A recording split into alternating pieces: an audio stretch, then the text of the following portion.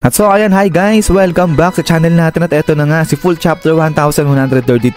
Pero bago tayo magsimula, ay huwag nyo nga po sana kalimutang i-follow itong sa Facebook page natin pati na rin sa second channel natin. So para to sa mga may trip sa inyong i-manga series at si Hunter natin. So yung mga links niyan, nandiyan lang kay comment section saka kay description. So yun lang naman at simulan na nga natin itong si One Piece dahil dito yan magsisimula. Sa pagdating na ng mga higante natin kasama na yung ibang grupo ng Straw Hat Pirates natin sa may bansa ng Elbaf. At dito ay sinalubong nga sila neto ni Colon at sinasabi na mag-stay muna sila dito sa bar nila. Pero sagot nga dyan itong si Dory at si Brogy at sinabi nga nila na hindi na at dediretso na sila doon sa may second level kung nasaan yung kanilang village. At so dito sabi ngayon ni Colon na gusto niyang sumama papunta doon sa may second level. So kaya yung babae dito sa may bar ay pinaghandaan ng baon ng pagkain. Itong si Colon at pati na rin yung kanyang tatay at pati yung nagngangalang Ripley o Replay.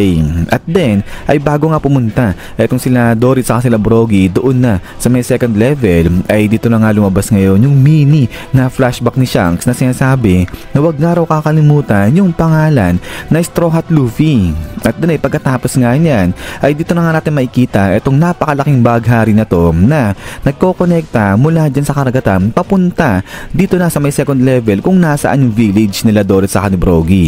At so dahil nga rito ay nagulat at namangha etong sila Frankie at ito si Bonnie talagang tuwan-tuwa sa nakikita nila. At then ay dito na nga pinaluwanag ni Brogy, sorry guys, napag-aalo ko na etong si Brogy sa si Dory. Pero ito nga dito pinaluwanag ni Brogy na gumawa sila ng daanan dyan sa may baghari gamit etong sandstone na kung tawagin. So ang ginawa nila, pininturahan nila itong baghari gamit etong sandstone. At then ay pagkatapos nga niyan ay dito na nila ngayon binaybay etong baghari na to papunta dun sa kanilang village. At then ay pagkatapos nga niyan ay talo naman dito yan sa may castle bridge na nga na to kung saan naghiwa-hiwalay sila Luffy at saka nga sila Zoro. Dahil dito ay habang tumatakbo nga dyan etong si Gerd saka nga etong si Goldberg ay nakita nga nila bigla dyan etong si Luffy tumalon galing dun sa may underworld. So kaya nga dito ay natuwa etong si Gerd. So ayun si Luffy nasa kami na ngayon ni Gerd at eto nga may kita si Gerd natutuwa siya kay Luffy kasi nga ang cute lang ni Luffy.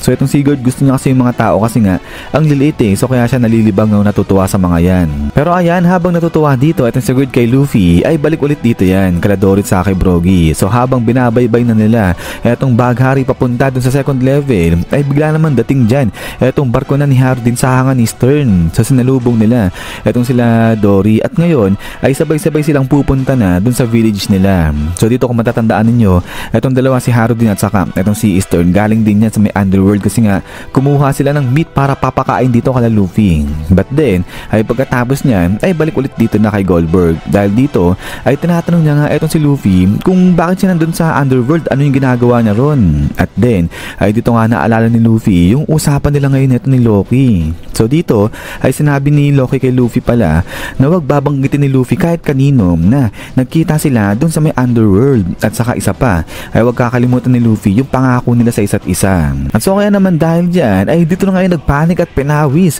etong si Luffy at nagsabi na siya ng kung ano-ano dyan kay Goldberg kasi nga ayaw niyang sabihin na nagkita sila ni Loki dun sa may underworld. Pero eto nga nung nakikita na ni Goldberg na medyo nahihirapang magsalita etong si Luffy ay tumigil na siya sa pagtatanong dyan kasi sabi nga ni Goldberg siguro hindi maganda yung nangyari ng experience ni Luffy dun sa may underworld kasi nga alam ng mga higante na talagang mapanganib, delikado dun sa may underworld. At so ngayon pagkatapos niyan ay dito na nga nila binitbit at sinama itong si Luffy sa pagtawid sa bridge. At din ay pagkatapos nga niyan sa kabilang banda naman ay itong grupo naman nila Nami ay sa wakas ay natawid na itong bridge na to. At ngayon nasa may forest na sila pero sa kabilang banda etong si Road ay talagang di pa rin siya tapos, di tumigil at talagang hinahabol pa rin dyan etong sila Nami. At ngayon nung maaabutan na ni Road etong sila Nami dyan sa forest ay bigla naman dyan BAM!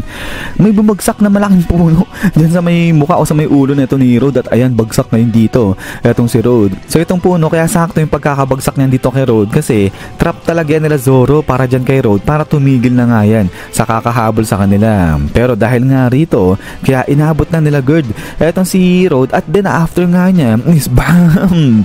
So dito hinampas pa, binanatan pa ni Gerd at saka nga ni Goldberg etong si Road dahil nga sa mga kalokohang ginagawa niyan. At then ay pagkatapos nga nito ay dito na nga ulit nagkasama-sama itong sila Luffy saka nga itong sila Sanji. So yun si Sanji nagpupuso-puso na naman kasi nga ang gandang higante na ito ni Gerd. But then ay dahil nga nandito na sila sa may second level kung nasaan yung village nito nila Dory ay kaya naman biglaan dyan itong sila Luffy saka sila Usopp takbo na sila papunta dun sa may village ng mga higante at dito na nga sa kanila sumilay itong napakaganda at saka napakamahiwagang lugar na village nito nila Dory saka nga nila Brogy. So dito ay napaiyak pa nga si Usopp dahil nga ito yung pangarap niya yung mapuntahan yung village o yung lugar ng mga higante at ang tagal niyang hinintay yan. At din ay dito nga habang namamangha at natutuwa itong sila Luffy sa nakikita nila ay maya maya pa ay galing dyan nga sa may bahaghari ay dumating na nga rin itong grupo na nila Frankie. So dito sinabi nga ni Frankie na nandito na pala itong sila Luffy ay hinahanap nga nila yan kasi biglang nawala. At so dito na nga tuluyan na kompleto ngayon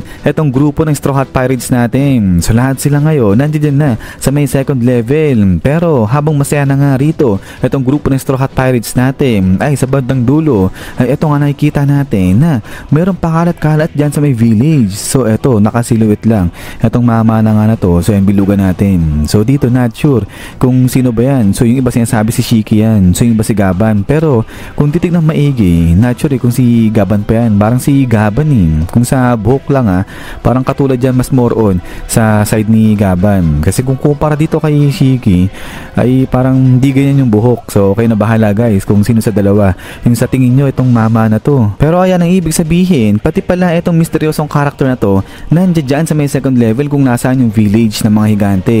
Pero ayun sa ngayon nasa may forest pa lang siya. But then ay after nga nito ay dito na nga yung pinaliwanag na etong puno ng Elbaf may 3 levels nga yan. So yung unang-una dito sa may ibaba na kung tawagin ay Underworld. At etong second level kung nasaan nga yung village ng mga higante ay eto nga yung Sunworld naman. At yung sa pangatlong level ay eto na nga yung tinatawag na Heaven World. But then ay pagkatapos nga nito is yan guys. So hanggang dito lang itong chapter natin at ayan ay binigyan na naman tayo ni Oda ng isa pang palaisipan. So dalawa pala hindi isa So yung una ay ano kaya yung pangako ni Luffy sa ni Loki sa isa't isa. Tapos yung sa pangalawa yung sa pagpapakita nga dyan sa nakasiluwit na karakter. Si Gaban ba yun o si Shiki? So kayo nga bahala guys dyan kung sino sa tingin nyo yung sa misteryosong karakter na yan. Pero ulit guys ay maraming salamat sa panood dito kay One Piece natin. So huwag nyo pala kalimutan mag-iwan ng like. So yun lang naman. So lagi mag-ingat. God bless nyo lahat at kita-kits tayo ulit.